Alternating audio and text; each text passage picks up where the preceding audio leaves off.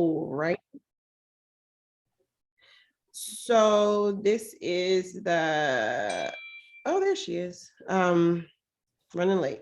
This is the August 20th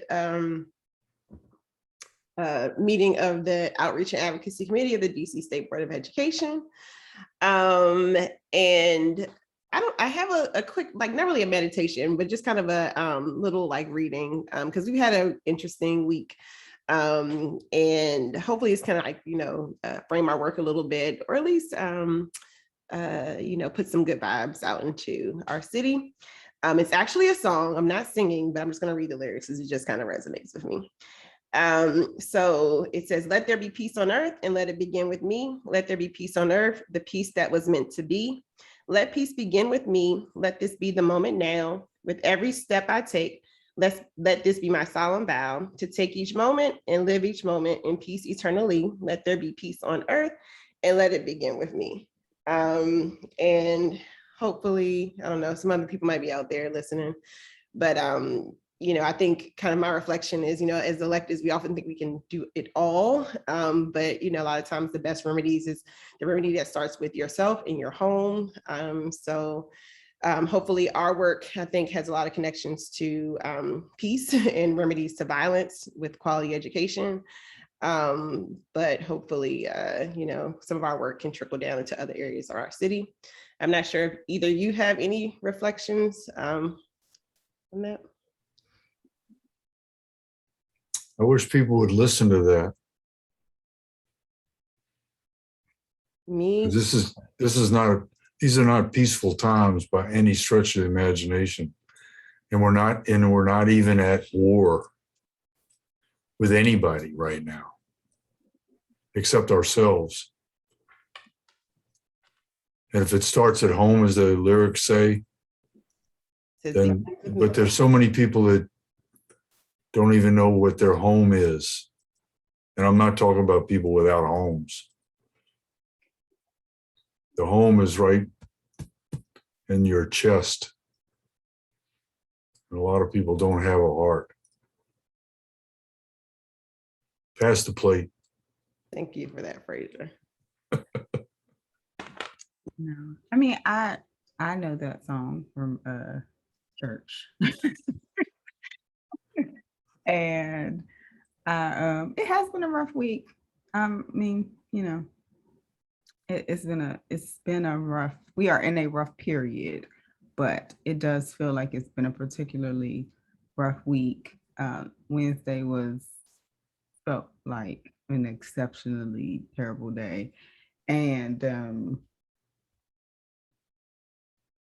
that's just where we are at the moment. I mean, I tend to believe that you have to recognize where you are and be honest with where you are if you're gonna do anything about it. So I think it's okay to say, like, actually, it's been some pretty crappy times. I think that's necessary, because if we can recognize what is not so great, hopefully we can also recognize what might be some potential solutions to deal with that. And I appreciate using this committee's time to think about, like, what are our action steps? I feel like we've been pretty consistent and strong with that in this space. And so it's I don't know if y'all have experienced it, but we had Toni Morrison's birthday is the 18th of February. And on the 18th of February in 2011, it was her 80th birthday. And I'm a member of the Toni Morrison Society. And I was her wheelchair driver at her birthday celebration at the Library of Congress. And so I got a chance to spend a lot of time with one of my idols. And it was like one of the best days of my life. And the next day we had one of my favorite students was murdered on her front porch. in a drive-by shooting. They weren't shooting at her, but they were shooting at the guy she was with. And she was a senior at Cardozo in my AP class. She was the last of 5 members of her family that I had taught. And her name was Lucky, Lucki. And her death, she was a senior, but she was like loud and boisterous and friendly with everybody. And so 9th graders knew her, and 10th graders knew her, and 11th graders knew her. It devastated the school for the whole year. My AP class never recovered from it.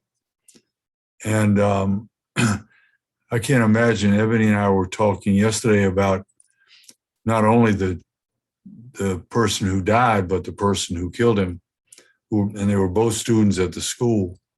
Mm-hmm. And they didn't go to school yesterday. And today's Friday, and Saturday and Sunday will happen, and then Monday school will go back. And but there'll be it's devastating for everybody, the adults, the children, the families and everything. And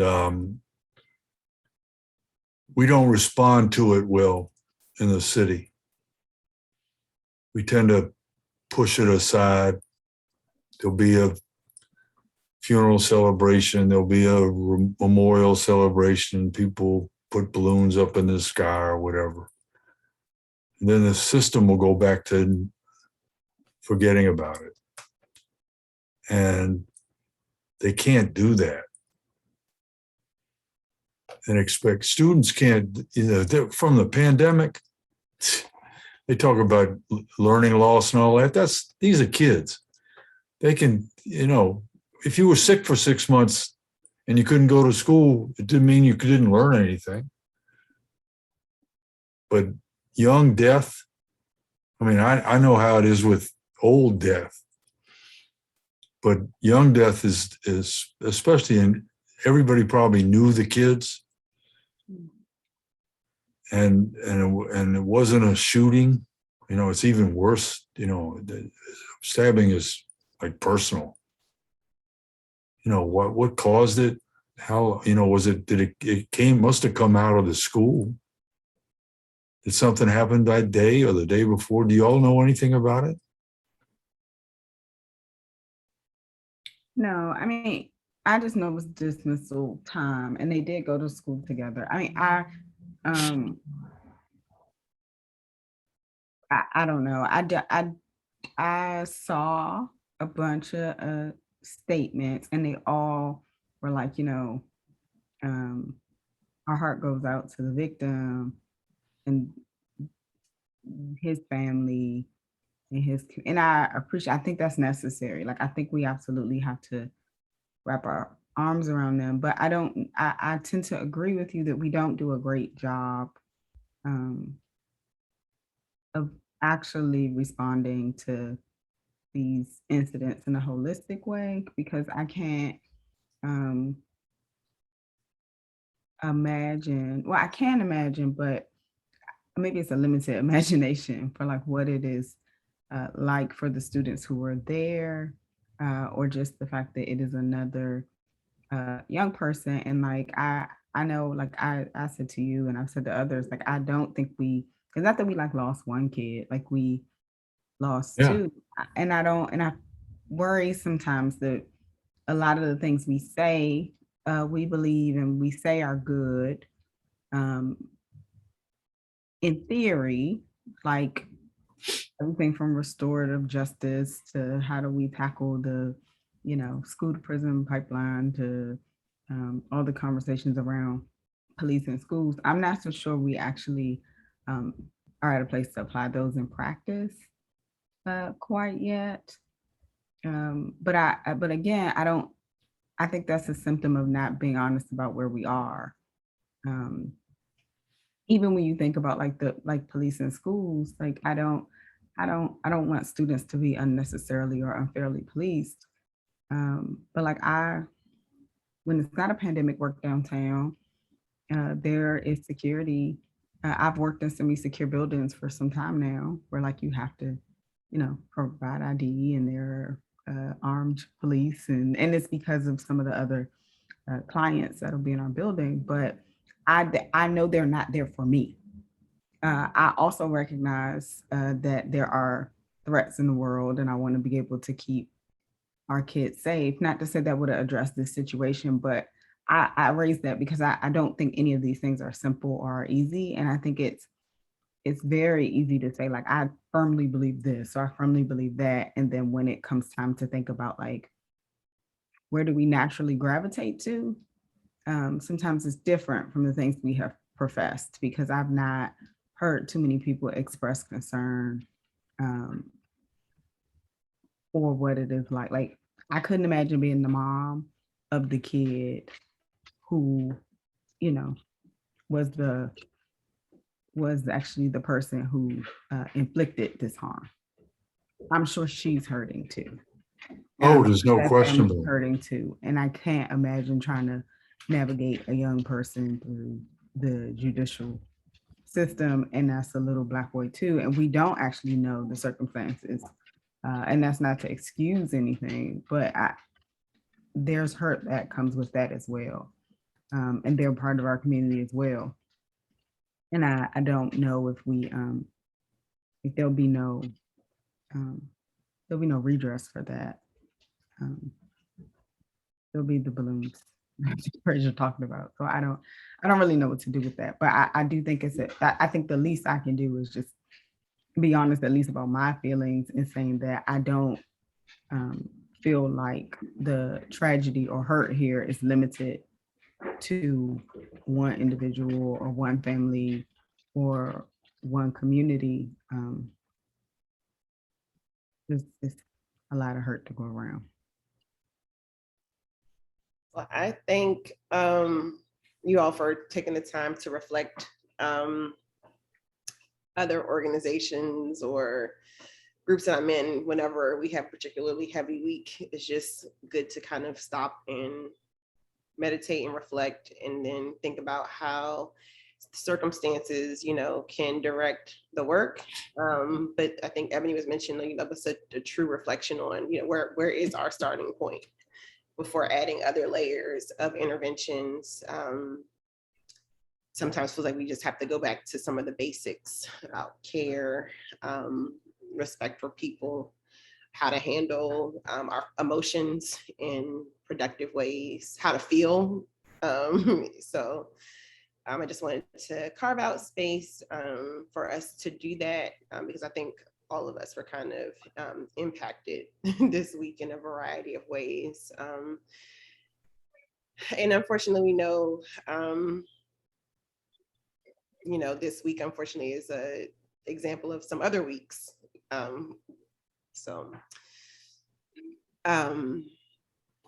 me just interrupt you for a second. The whole thing about restorative justice, it really worked at Cardozo. We had a really good team that worked with that all year, all kinds of layers of it and stuff like that. And it really did de-escalate things that could have escalated to something else. I don't have any idea what happened at all. It couldn't have just happened, right? There had to be a history to whatever happened. And it was a dismissal. So you don't know what happens after people leave the school building.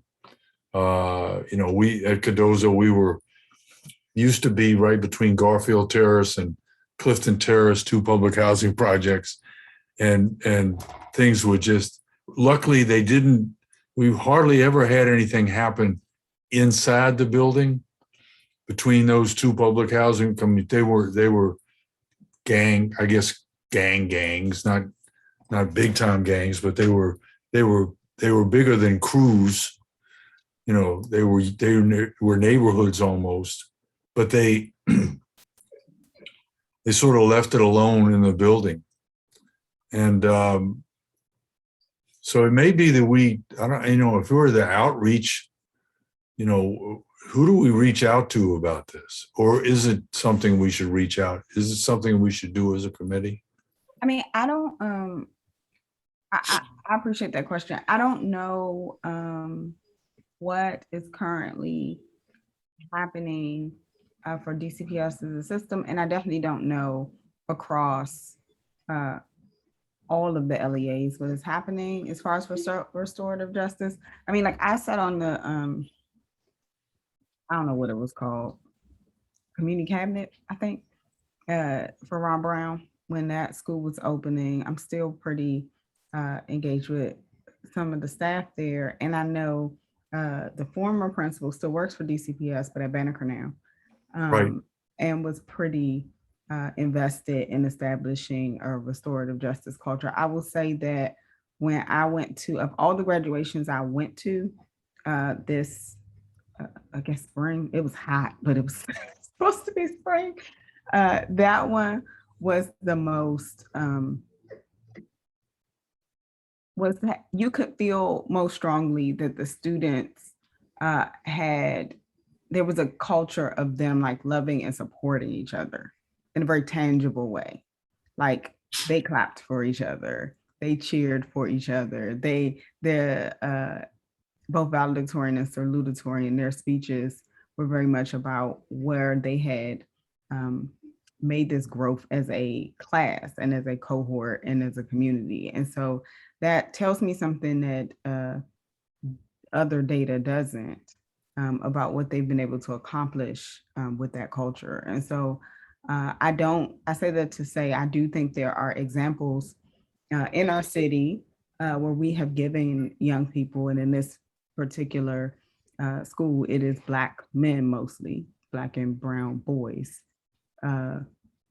where they actually have those tools to figure out how to have a healthy community. And that's important. And so I don't know if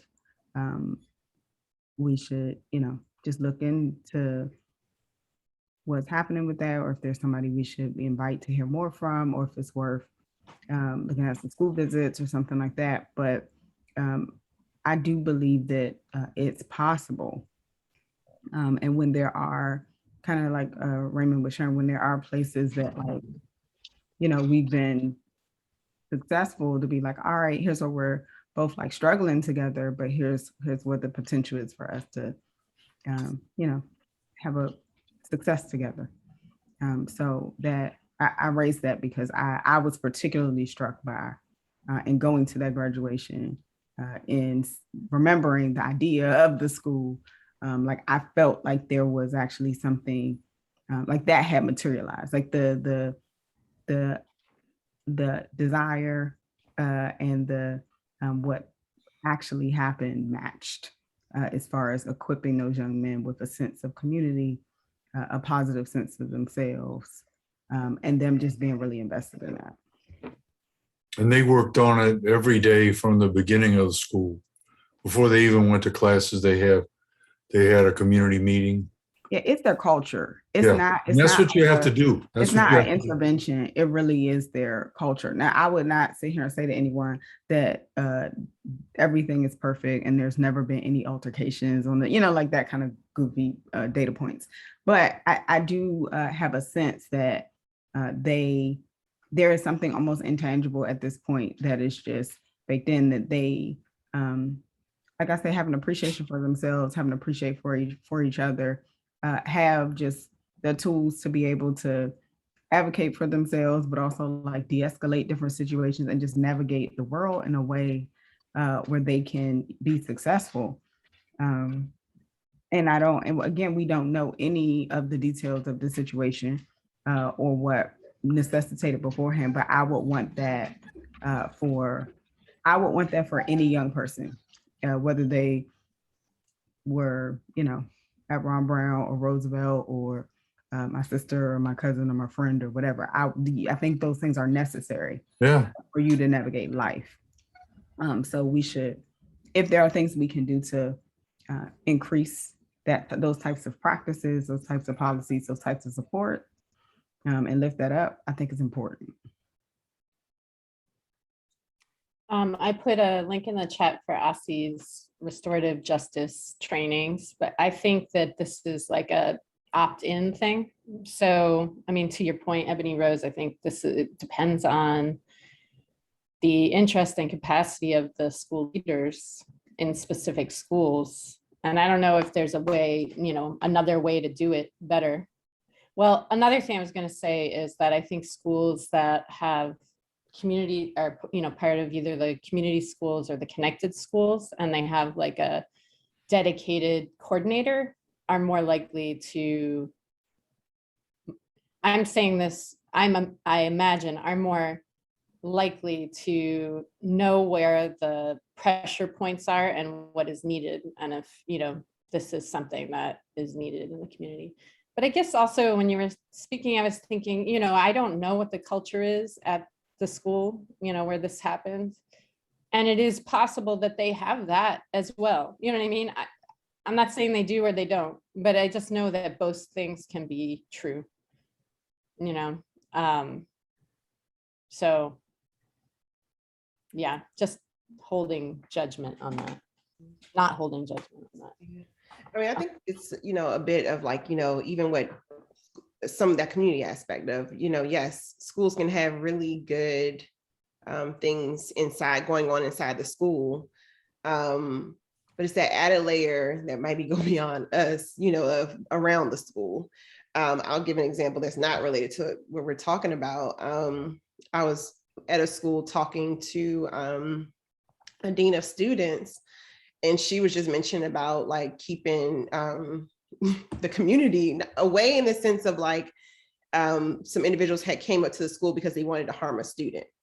The student was carrying mace. The school had to confiscate the mace, and the student just breaks down in tears, and she's like, "You can't protect me."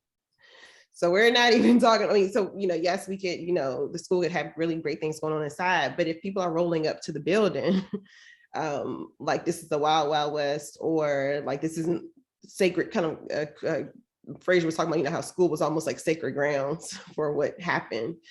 Just some of that community work of where, why is the response, I need to come up and harm, or, and I believe it might've, the group that came up wasn't unarmed.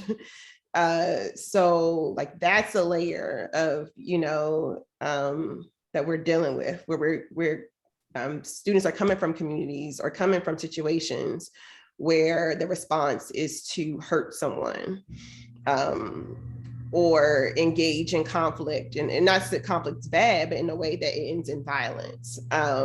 So it's kind of a balance of, our schools can do really, really great things, but if there are individuals around the school who are pushing for our students not to be as safe as possible, or students have to revert to, this strategy might work in the building, but as soon as I step on the sidewalk, I need to take something else to protect myself. That's another layer that, I wish our city would explore.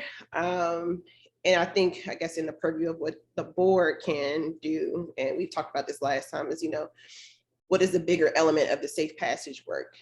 Yeah, actually, I'm sorry, and even think about last year too. This is interesting. I was not at a school for work, but at a school early voting, and we were still out there, and a group of girls rode through it was a fight that started in the community that ended up in front of a school building, and they had kitchen knives. And even the ability to, as adults, to like figure out, okay, who were, after everybody was safe and back to their homes, how do we find those young people in the community, or who are they connected to? How do we make sure that we can de-escalate this or have a conversation? It's just those elements of, we stopped one conflict that day, but is there going to be another bubble up situation? So a lot of layers to consider in our work, and how to connect young people to resources that they feel like we can de-escalate, and de-escalate in a way that I know the situation is de-escalated for 2 days and then I'm back at a risk, but pulling all parties involved. Yeah, I think, as you were talking about, like, what can the SBOE do? It reminded me of the council did not pass or, did not give the mayor the amount of money she wanted for hiring more police, right? And that money is supposed to go towards community, development and things that would be getting at the roots of this kind of thing. But I was talking to John Paul about, like, how do we know where that money actually goes? Like, do we get to see, what it actually goes towards? Can we influence that? And he said, not really, as far as he knew, because it just goes back to the mayor and she redirects it. So there's this disconnect, basically, what the council says, as far as I understand, and maybe we need to find out more about this, but what I understand is the council says something that sounds important, which is that we need to redirect money that we were putting toward the police toward more restorative practices that are getting at the root of, violence and these kinds of acts that we keep reacting to. We want to, like, do something where we're actually being proactive. So that sounds great. But then at the same time, what actually happens is it goes back to the mayor's discretion. And I guess maybe that's a place where we can push a little and find out, can the council do more? Can we do something? Can we at least find out, is there some transparency around, where is that money actually going?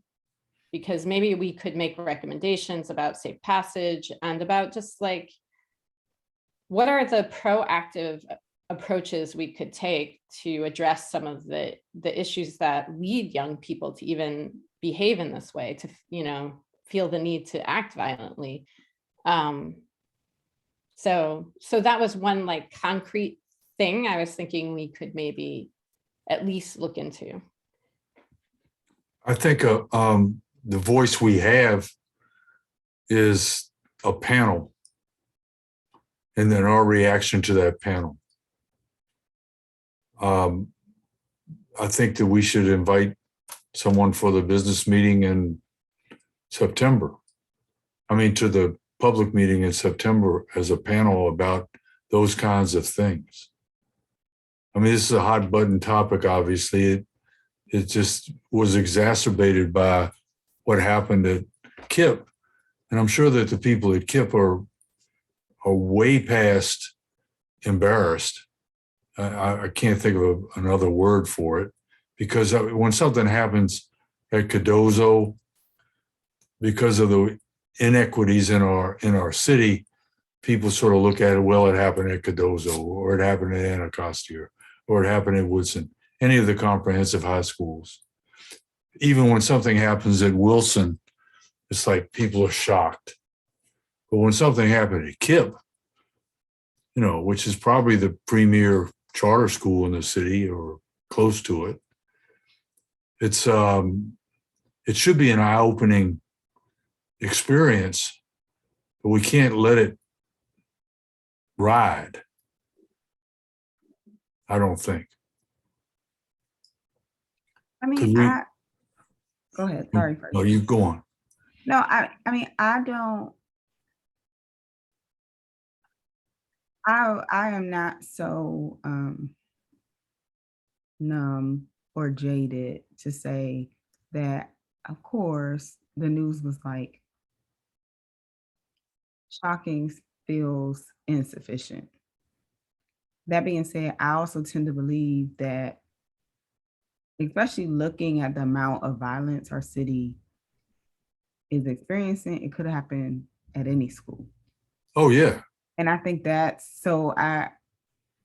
just what I believe. Because I believe that, and when I think about our role as or not even our role, but, like, what can matter for us as not just community members, but representatives of the State Board of Education, I think about a couple things. So first, Emily, when I hear you talking about what's happening with between the mayor and the council and the police budget, I actually think that it's really important, and maybe it's sometime we take it a retreat or something, but to ground people in, like, who is responsible for what. Like, I think we need some more education and tools, because in my head, I'm like, yeah, duh, the mayor can do what she's the executive.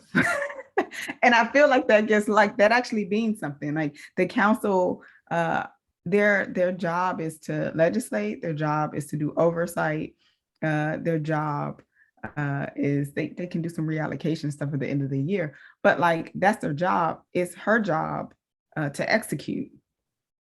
So of course it goes back to her, and of course, like once the budget is passed, like she has the like there is discretion there, and quite frankly, as there should be. Whether I agree with any particular decision or not, I understand that as part of the system. And I think that's important anytime you think about like, all right, what can we do?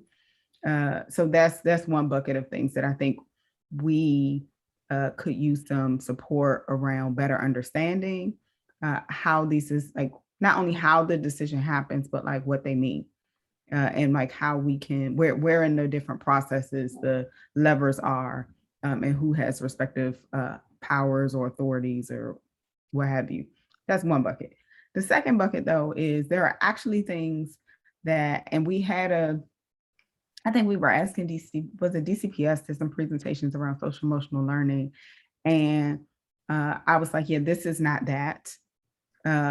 Not to say that the stuff they said wasn't positive and shouldn't happen, but like they presented to us about connected schools, which is not social emotional learning, to be clear, because connected schools are like a model of community schools, which are about getting resources into schools and those types of things which matter.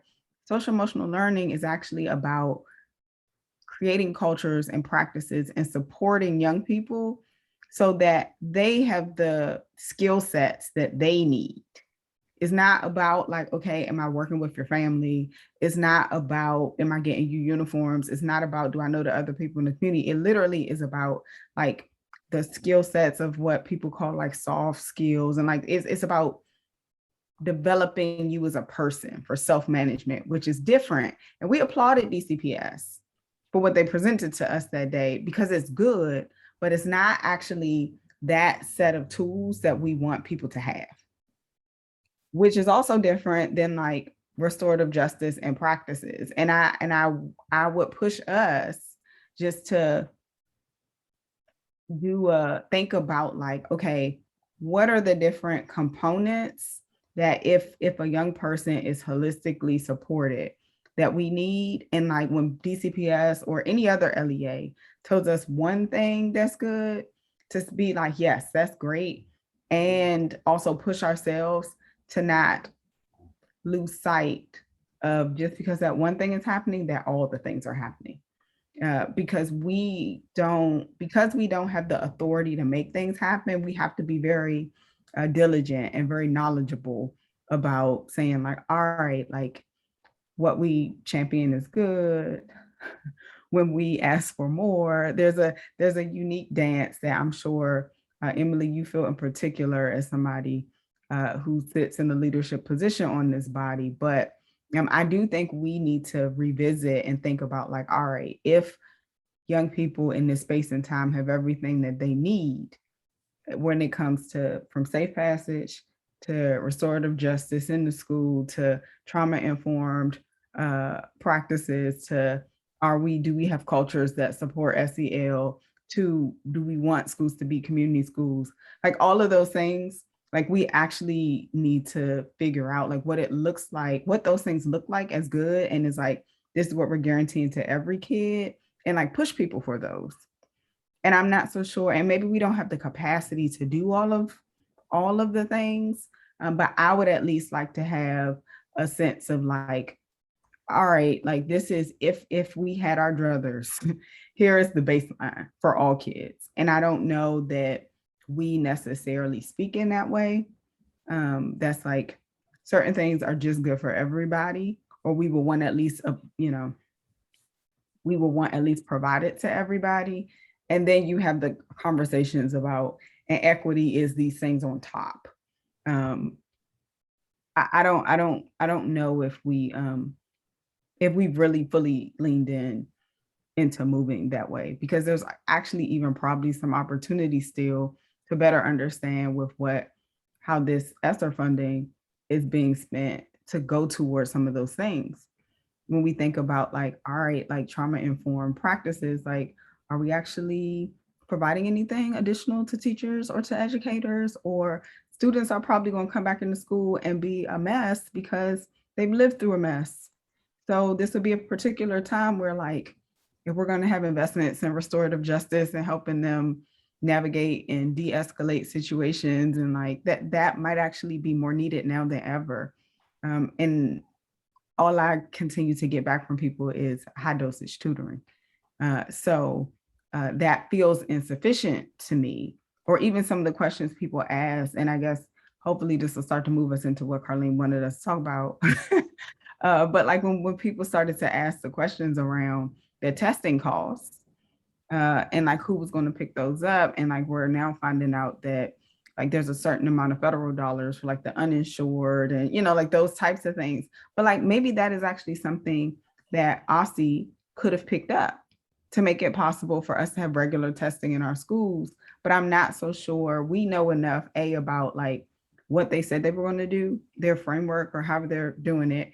And nor do we know enough about best practices, and it's lagging to find out what schools are actually experiencing to really push to say like, all right, like here are the opportunities, like here's what we could be doing, where we should direct these funds, how we can solve some of these problems. But I see a lot of potential in like both of us having the meetings like we had on Wednesday and finding those things out, and opportunities for us to better learn and to go back and say like, all right, this opportunity has not passed us by. Here's what we know. Here's what we need to know. And like, how do we work with you to actually address some of these supports? Because I heard people show up and say our schools need more supports. Big time. Or that some of the money wasn't even sent. That was supposed to be Correct. allocated. Correct. All of that. And where is it? Whose salary is it paying? Because we don't have any idea. And we can't, I don't know how y'all feel. And I think, you know, I don't believe anything that they say. They got to show me that, I don't, you know, if I gave them $1, I wouldn't believe. They'd have to show me that they spent it on something. And we've got to, I think we have a board that's ready to work hard to get answers. Because like when Ebony was sort of going over the different layers of responsibility from the mayor down to all the people she appoints, and then to the city council and the roles that they have, our role by law is to okay what OSSI does. That's not what I do. That's not what you do at all. None of you do. But we gotta raise our voices big time to get answers, because they're not going to give answers unless they're pushed. And then I'll add in regards to like what we can do. That I do think we actually can do it is, you know, just making sure that the things that we advocate for and the solutions that we advocate for are genuinely from or reflect our communities. Because I think sometimes solutions, you know, we hear great ideas, but then the community's not asking for that. The community is saying we want X, Y, and Z. And so I think that's what we are elected to do, to reflect what our communities are saying they want, what our communities are saying that they feel is effective, what our community is saying is what makes them feel safe. I think even with this CARES situation, if we don't have some of the basics that our communities are asking for, we can't amplify and add all this other flurry layers of things when we just need the basics kind of, you know, set in place. So I'm just, I guess, in just, you know, as much as possible, being out in our communities, asking folks what do they think and feel about different topics, so that, you know, we are not pushing an agenda that has nothing to do with what our communities are saying they want. That's my 2 cents. But I think it's a good time to, we had on our agenda of course, I guess we'll do the two things for the end of the meeting, just or towards the end of the meeting or now, thinking about are there any action items from the testimonies that we heard on from the July meeting and Wednesday's meeting?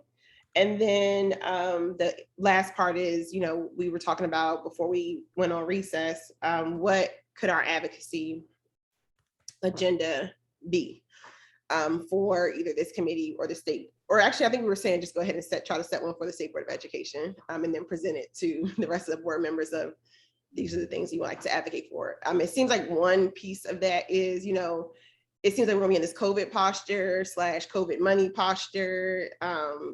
Is it worth like just staying on top of where is this money going? What was allocated? Where did it go? How's it been spent?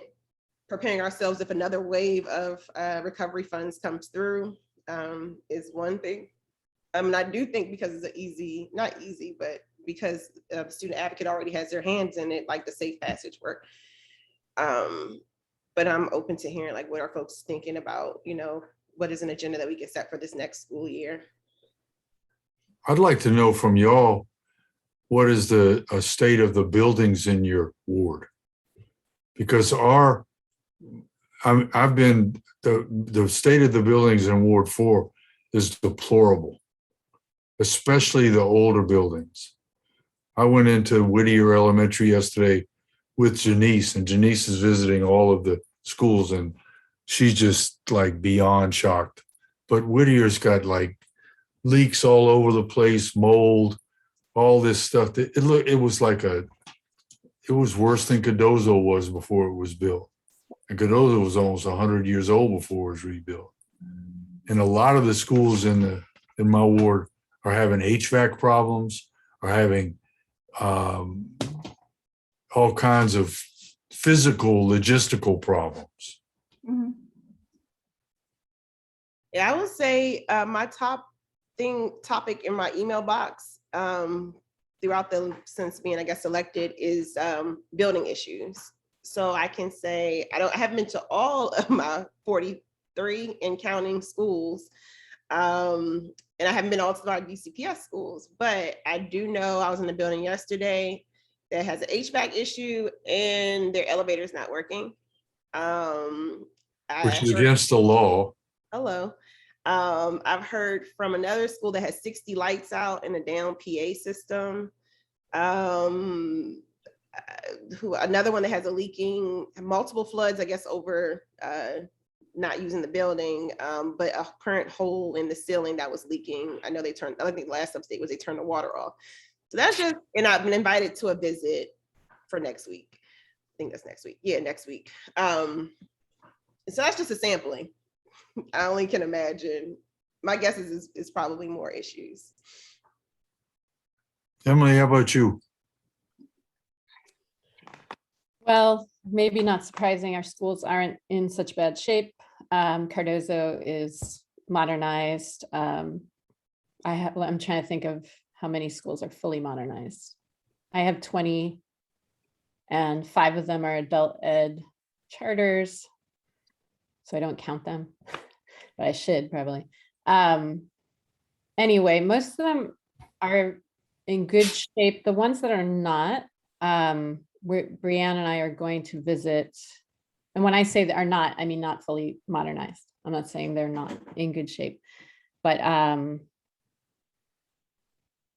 yeah, Oyster is part of Oyster Adams, and they're the ones that I'm most concerned about.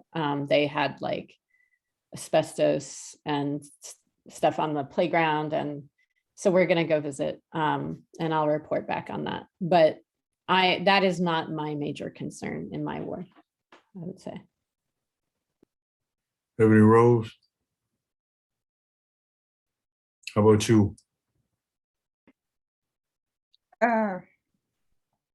So facilities is something that I've been invested in for a long time. I have helped build 2 schools prior to joining the board. Both of those schools are beautiful. A bunch of my schools are not. And many, so I mean, and I will say that at this point, like I was also involved in like the PACE Act and uh, that becoming legislation, which was probably the right thing to do because it is the reason prior to the PACE Act, many Ward 3 and 2 and 1 schools kind of jumped the queue because they could. And there were no standards around who got to do what. The problem, though, became when we decided to go stop phasing modernizations and go to full modernizations because schools in my part of the city, some of them had started to receive phase modernization, so they got pushed all the way to the back of the list. And a phase modernization can mean anything. So when I think about my neighborhood school, Plummer, which received a phase 1 modernization, in their case, it meant that they had a couple spaces that received like new tile and new paint and that type of thing, but nothing as far as inside the walls, the real where you really spend money was done. And so they've had HVAC issues for years. It's the school, like I went to that school and it doesn't look remarkably different. They do have an elevator now. They didn't have an elevator there when I was a kid, but I know when school was when we had kids, even during these care classroom times, that the HVAC still wasn't right, even though we've been working on that for years. There were kids in coats. And it's just a thing. I know that I have schools that ceilings leak. I have schools that flood a bunch. Some of them modernized, some of them not. I have one school that is fully modernized, but the bottom floor still floods. So there's also a question of quality of modernizations. So it is absolutely a mess. I think one of the things that when Mendelsohn had the roundtable for, I think it was around 7 and 8 reopening, and I was like, we really need some money to fix these schools, and he's like, we don't have enough. And I don't know. I actually believe we have a lot of money as a city. I don't think that means we could push every school to the top of the list this year for a whole bunch of reasons. Like that's just not real. But I do believe that, especially if like this infrastructure bill comes through, that should be, as soon as we get money for that, our schools need to be at the top of the list because they are just in worse condition than everybody else's. Even the ones that are modernized are in worse conditions. I don't know. Do not know as much for some of the charters because we have a bunch of charters too. I think it varies. I more so worry about, honestly, not as much like, is it an HVAC or is it a leaking issue, but just the standards that we have for like space in charters. I don't, it's not lost on me. So, and I will say, I come from a place, y'all, like most people know, I went to SEED. I was in the first graduating class to SEED. What that means though, is that for 7th grade, I went to school in the attic of the Children's Museum. We lived in the attic of the Children's Museum. For 9th grade, we lived on Trinity's campus and we were bused down to K Street and we went to school on the 9th floor of a office building. And we walked up the steps to get there because they didn't want us on the elevator with the clients. And that means that it wasn't a school space. Like our food was catered and we didn't have labs and those types. And they were building the school, which is nice now. And is a lot newer than a lot of other buildings. But when you look at the ed specs, there, no way you would say like the ed specs make sense. And that's not a question of how much money DC government was allotting to facilities at the time. And I think a lot of times when we talk about charters, we talk about like just the facilities allotment for dollars. We don't necessarily come from a place of like, all right, well, is this a sufficient space to make sure kids have what they need in an academic setting? And so I worry about that more so than anything because we have charters that are moved around. They like started one place, ended up somewhere else. And so I can't necessarily speak to, like, I know Statesman started in Rocket Ship and is now hanging out in Ward 8, NPR Harris, right? Or Digital Pioneer started in the church that's at Alabama and Branch, and now they're in Ward 6. And so I do, that's something. Ward 8, just their 6. I know they're trying, but I'm just saying where they are.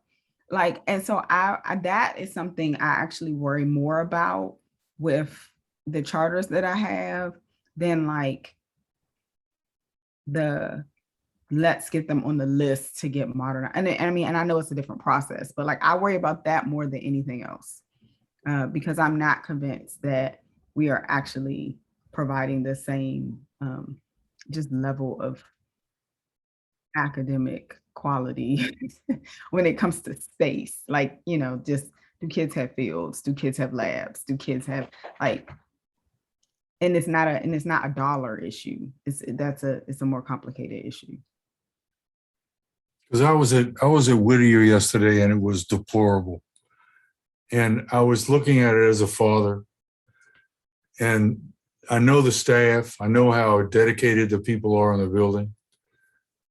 But would I want my child to go to this school because it's dirty, it's unsafe, it's not modernized at all, and they're not even yet to go into they got 3 years before they go to a swing space.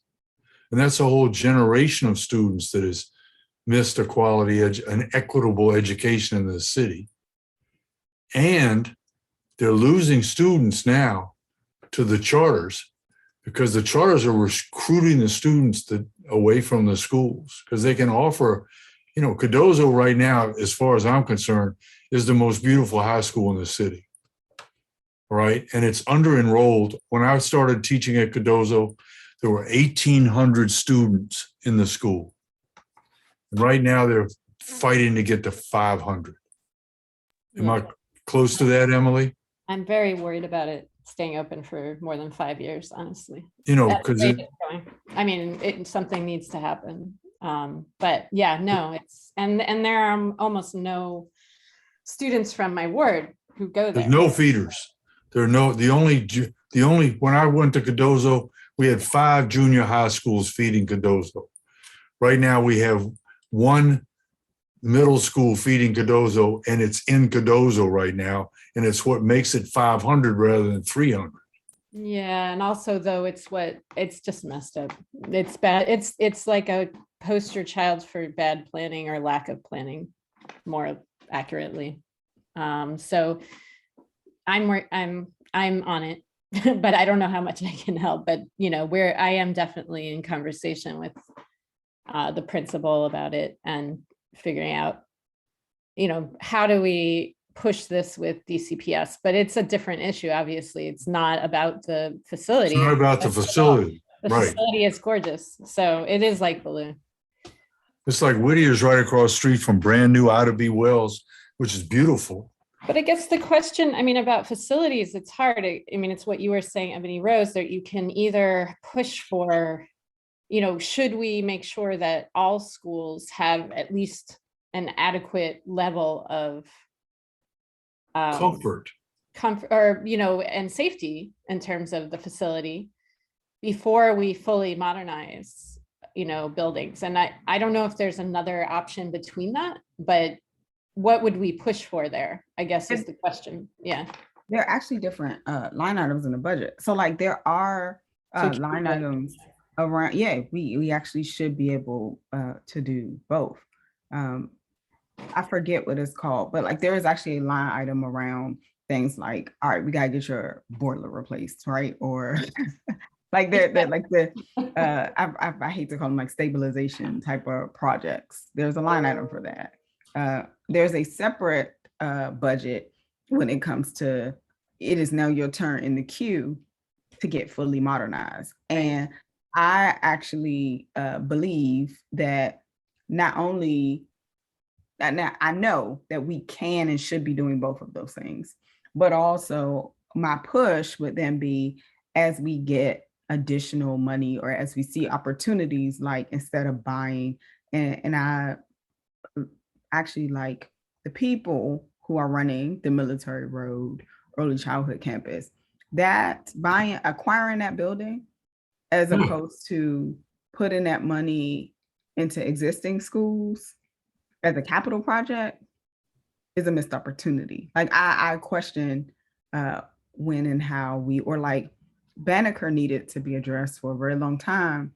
But you know, the way that happened and building it to be twice the size it was, as opposed to being able to serve students, as opposed to being able to address some of these things we're seeing around and push some schools around, like a plumber that absolutely needs to be modernized too. Those are questions that we have to ask as a city around when do we all actually arrive, and like who gets to go first.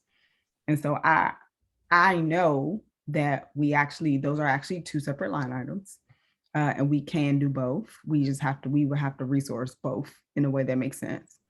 But I also would push us to think about, as we're doing both, how do we prioritize schools? But it's not a question of either or, like, do we update people's HVAC or do we build a new Banneker? We actually are supposed to be able to do both. So I guess this is something I should know.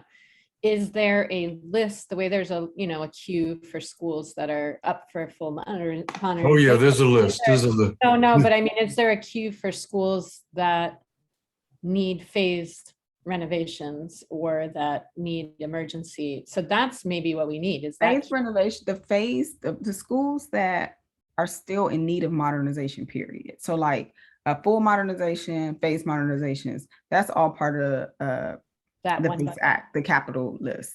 And the reason people didn't see themselves on it, because you only projected out a certain amount of years, but that's all the same list.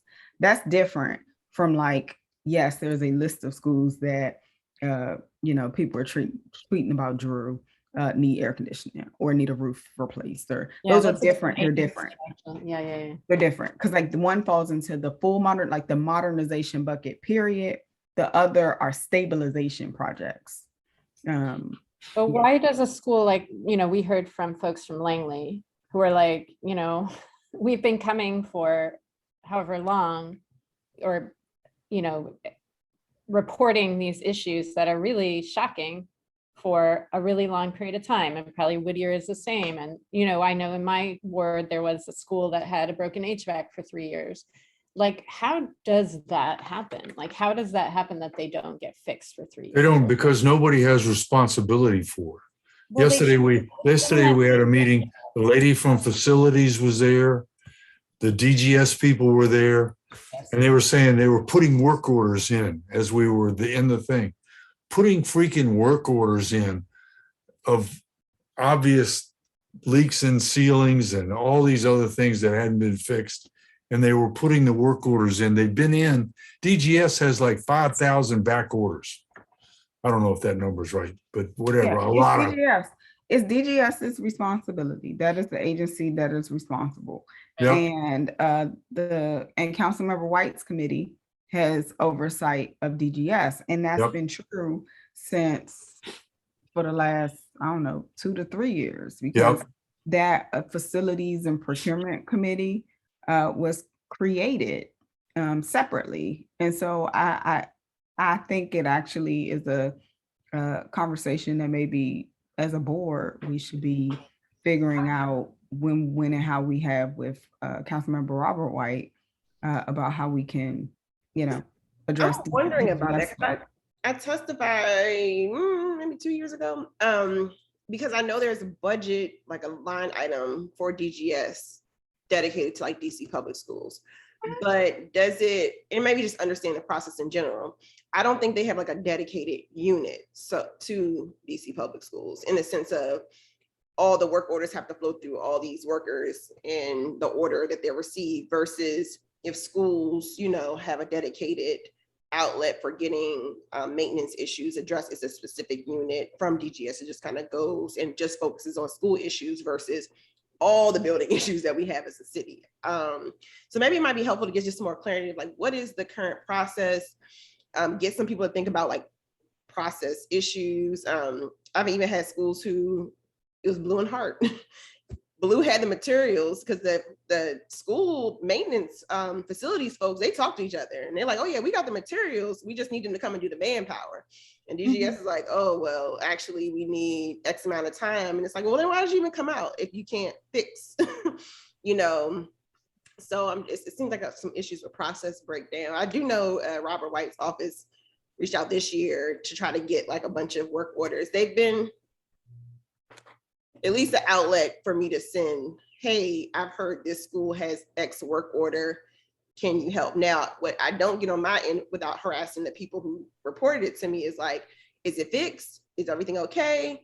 That's kind of the end part of it. Either I just stop hearing people complain and I'm wondering like, is it fixed for real? Or are they just tired of talking to me too? So yeah. No, I mean, I would say that's been my experience as well. I mean, his office has reached out and said like, hey, do you know of schools with any facilities issues? And of course we know of schools with facilities issues. And I appreciate that. I think what I am pointing to is two things. One is like, there actually is, when we build the budget, we build in stabilization funds for these types of projects. And there, I do think there is a question of, is that number sufficient given how slow we've moved to address some of these modernizations? So that's one thing, is like, all right, we build a budget. Is there enough money there? Because that's actually different than the modernization capital budget. and then, One. Two, no, I don't know of a dedicated DCPS unit. And so maybe there are some questions around process that just straight up need to be addressed. I've also heard of schools putting in tickets and then being closed out. And I'm sure ANC commissioners experience this as well. And things are closed out and they're not necessarily addressed in full. And so maybe it's the quality of the way it was addressed. Maybe it is that somebody came out and looked, but it wasn't actually, you know, completed. Like there's all that stuff that happens that are process and kind of oversight questions that also need some attention because that's happening with schools. And then the third part, I think, is just when I talk to school leaders, there are some barriers around just the design of the system when it comes to the expectation that schools can manage staying on top of all these facilities requests. Like, first of all, in the ideal world, they shouldn't have to, but like, it's a big difference if you are living in a new shiny school and have no facilities requests.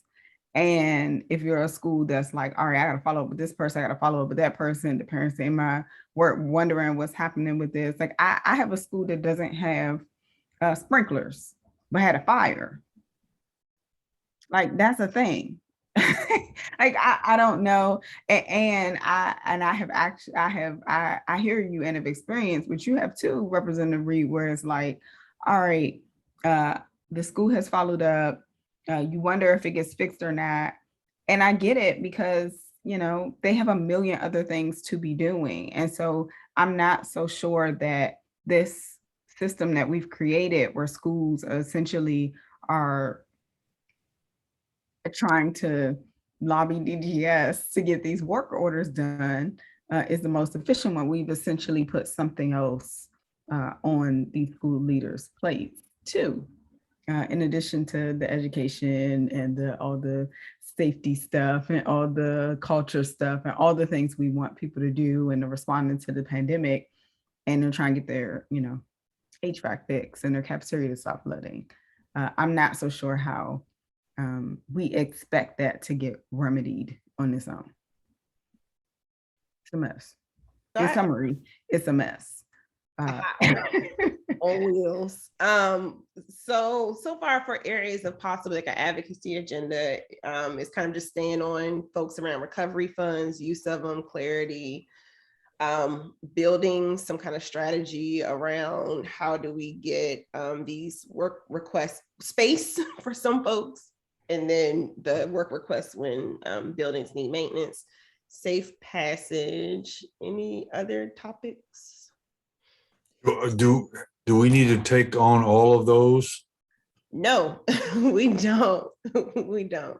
What is the most, I don't know, it's hard to quantify urgency. Because if you say, well, safe passage isn't as important as the buildings, then you're like minimizing safe passage by saying that almost, and it's not to be minimized.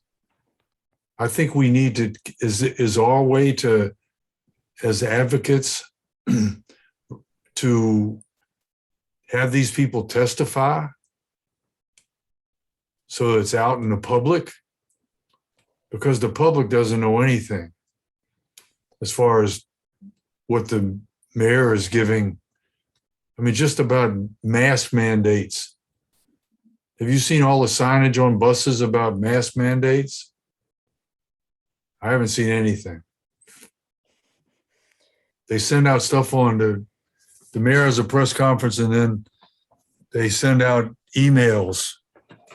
I don't know about you, but I know a lot of my parents don't read emails from the government. I don't read emails from the government. I read it whenever I see it, just to see what it's about. All right. But like the health thing that they came out with the other day about COVID, there wasn't any news in that. She has a news conference and she didn't say anything new. And we got all these people who might, I mean, like out in Montgomery County at Quince Orchard, they got a big problem about spreading COVID through the football team and more people than that. And we have no idea what's going to happen when, let's say, 40,000 students go to school on Monday, and the most students that have ever gone to school was 8,000 in the last 2 years. You think it's only going to be 40,000? Well, we only have 47,000. No, that's in DCPS. Yeah, I'm just talking about DCPS. Yeah, but it's, twice. I mean, how are they going to social distance? They're not. How are they going to wear their mask? Who's going to keep them from taking their mask off? No, it's Their teacher? Yeah, right. It's autonomy. Anyway, wait, so can I just ask a clarifying question? Carlene, you were listing off some of the things we've talked about. Are you saying these are issues we should in some way present to the board to consider doing something about, or what was? So we were, I think, I might have missed something at the it's beginning. okay. Prior to the recess, we were talking about the need for an advocacy agenda for the Board of Education to kind of like focus on certain things. I think this might have been a follow-up question to our last retreat too. And so I think this committee landed on, well, let's just create one and then present it to the board. It's like, this is what we want to kind of focus on. So we were kind of listing out just some topics that we would possibly want to focus our advocacy efforts on, and then kind of get down to maybe a few or one or two, and then really focus on, that for the year, or at least until we get some movement, closure, maybe not closure, but. Would it be helpful to maybe put the topics we've come up with into some kind of table and maybe start thinking about, didn't we do this actually already? It's sounding familiar. I was going to say like possible action. What is most actionable, and what would those actions be? And we could get help also from the staff, and John Paul, who might know more, some other or more than we would about like what levers we can pull on. The activity from the retreat? I don't know. It sounds familiar, right? No, that's not what we did. We talked about ways we do outreach. Okay. I think we're so what was familiar was there was a table. And we put some stuff in the table, but it was about ways individual members are doing outreach. It wasn't about necessarily the issues. I think this was early on with a different committee. I'm just mixed up because I go to a lot of the committees. So don't worry about it. But anyway, just throwing that out, what do you think of that idea for this? I've got a question. Our next meeting, our business meeting is on September 1st. That's 2 weeks from Wednesday, I guess. Yeah. I think we need to have people's ideas about, because supposedly there are going to be some of the bosses who are going to talk to us at our business meeting. What bosses? Like my concept of bosses are the people that work for the mayor. Like, No, I mean, my intern thought John Paul was my boss. No, I'm not saying they're bossing us. He did. I'm just saying that the deputy mayor has been invited. Let's say he shows up. Oh, okay. What kind of questions are we going to ask him? That's what I'm saying. I don't have any bosses. My boss is right behind me in that picture, and she's not with us anymore. That's the only person. She still bosses me, but we need to ask hard questions, and maybe we need to have something at the beginning about, we don't need anyone to say that's a great question. That would be what I would like to have happen at our meetings. I get sick of that from those people. Because they never answer the question. They just say what a great question it was. Like they're getting points for it, because they all say the same thing. We need to have some hard questions to be asked of those, and that could be those 4 topics that you just mentioned, Colleen. Was it 4? I think it was 4. 3? I think 3. Am I missing one? Oh, what's going on? Recovery funds, building safe passage. Anybody have another one? Maybe there was 3. Maybe. Well, what about what we were talking about, what you all were talking about when I got on, the SEL and the need for social emotional supports, wraparound?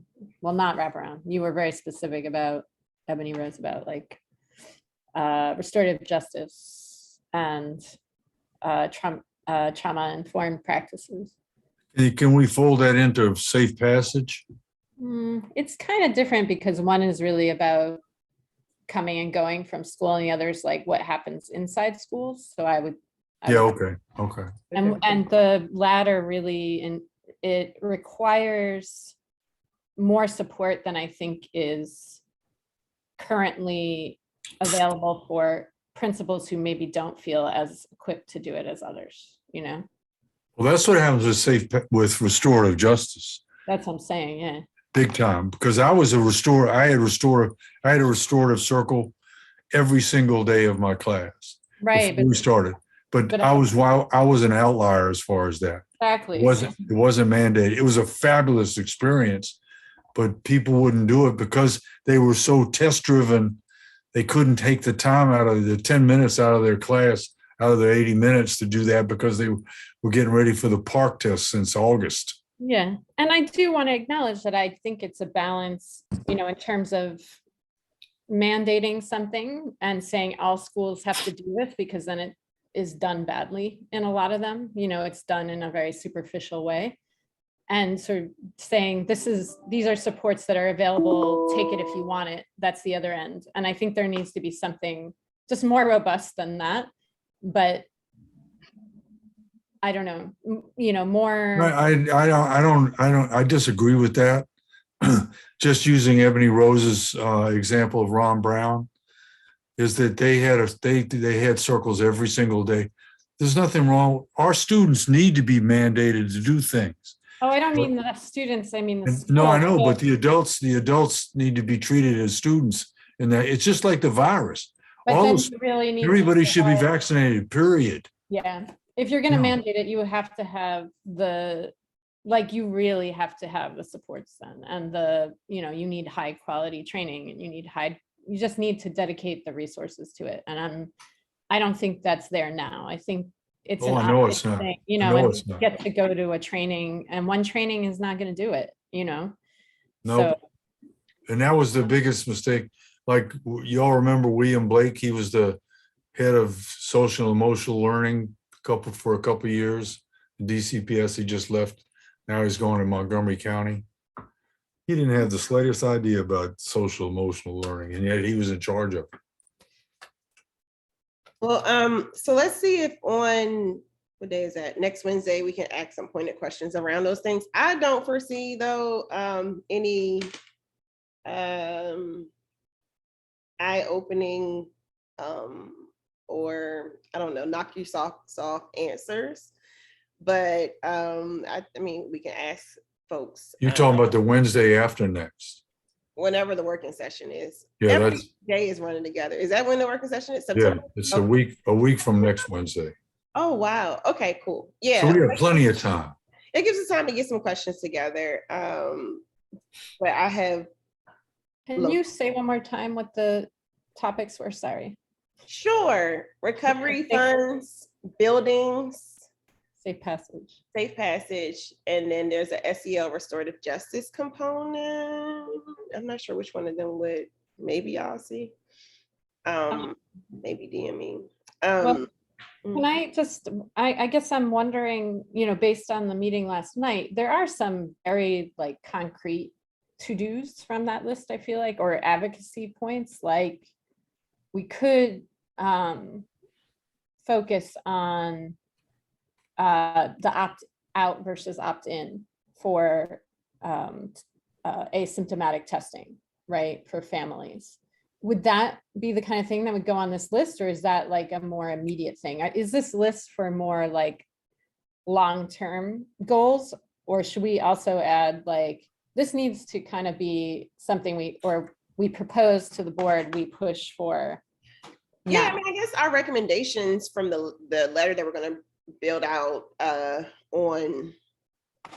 from Wednesday's meeting of recommendations. I mean, that might be something that's being presented to, is like, here are the recommendations from our testimony.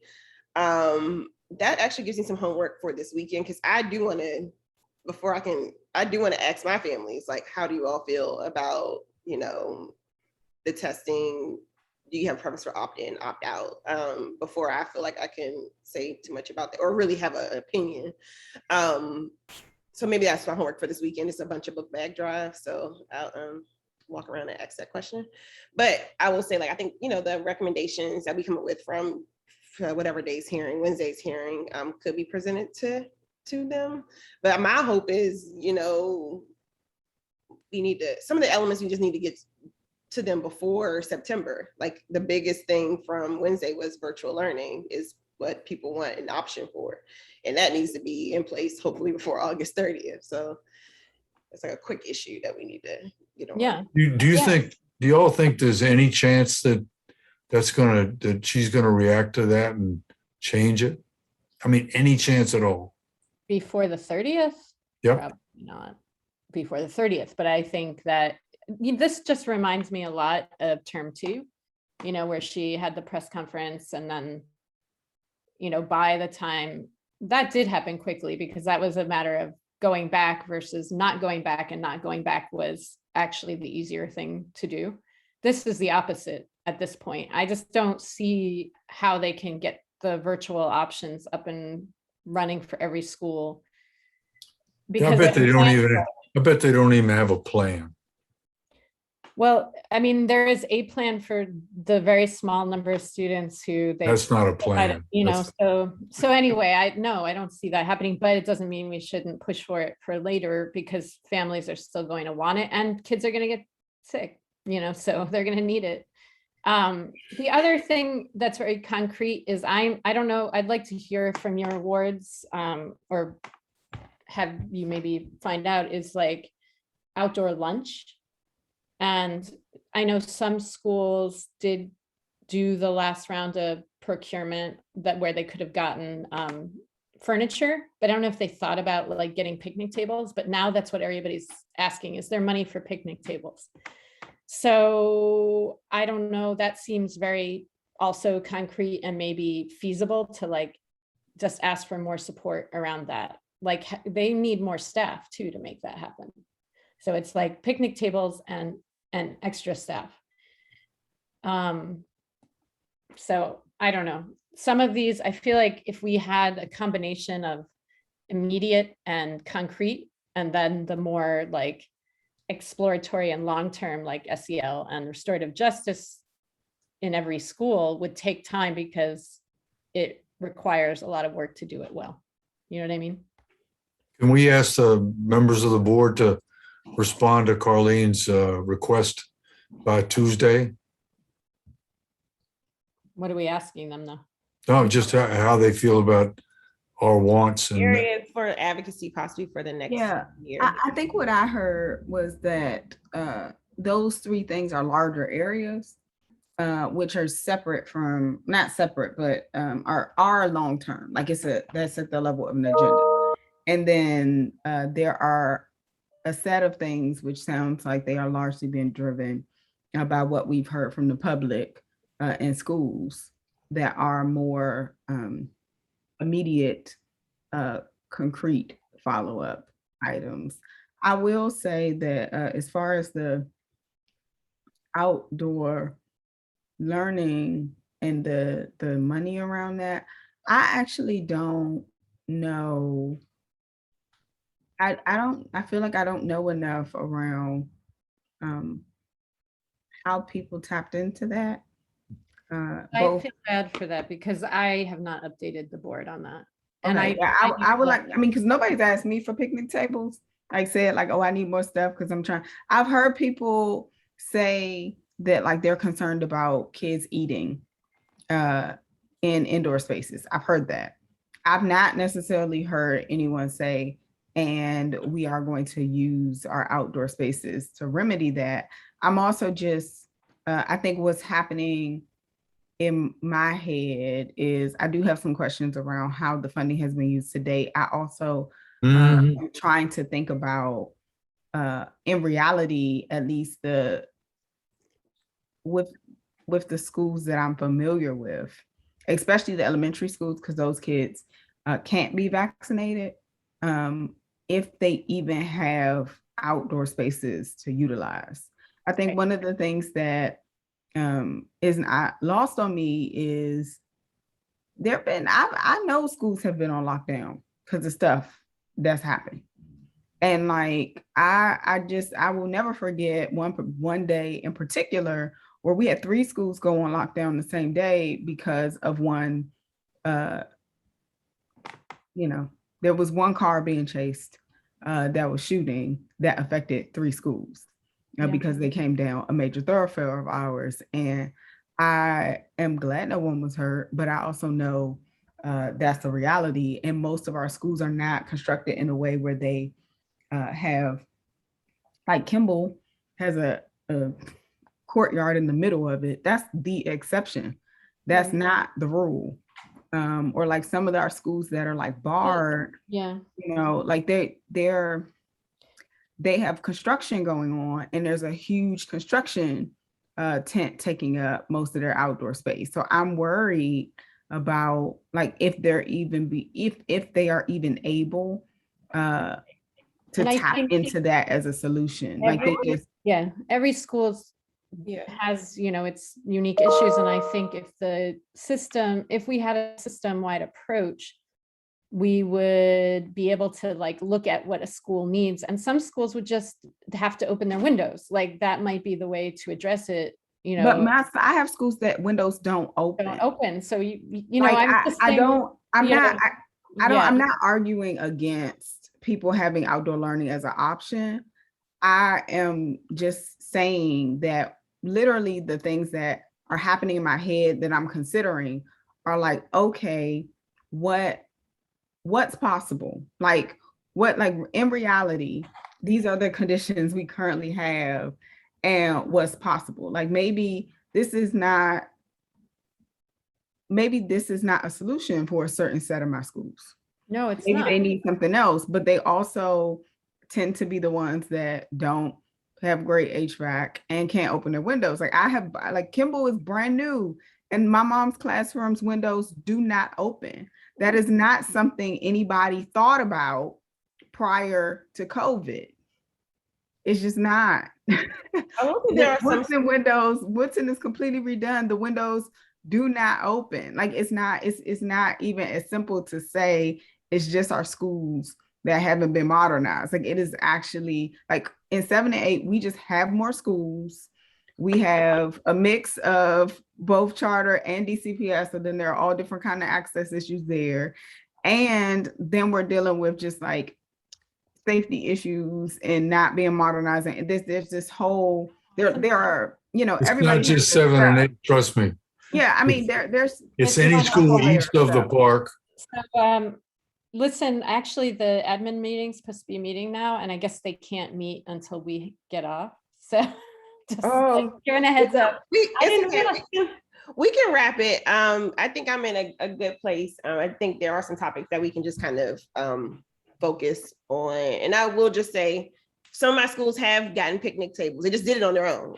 But it was also schools who have a space that they feel protected. It's not all, but Excel has a beautiful spot to do picnic tables and outdoor, but they are very strategic about where they place that for themselves. So I don't know how many of y'all have been outside today, but outdoor have been outside. Okay. Because it was, I was with no umbrella. Today. Terrible. Okay. But anyway, today would not be an outside learning day for anybody. And Fraser, this is my fault, y'all. I'm gonna have to update you all. The weather thing is not an issue if you plan right. So that's all. I It gotta is go. for lunch. If they're going to have lunch outside, No, you I have know- a covering. So I mean, there are Whittier's schools- going outside to eat lunch.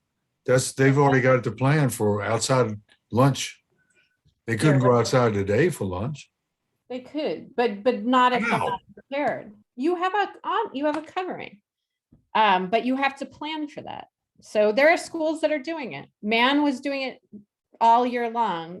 Bria was doing it all year long. They just planned for it, and there are examples, and they have presented to us. But it's like you have to support it at a system level if you want it to. We don't have to. The system needs the support. That's what I'm I saying. mean, All right, I'm gonna jump y'all because I'm actually leaving. So good to see you, and to be continued, I guess. Yeah, amen. All right. Wow, have a good weekend. You too.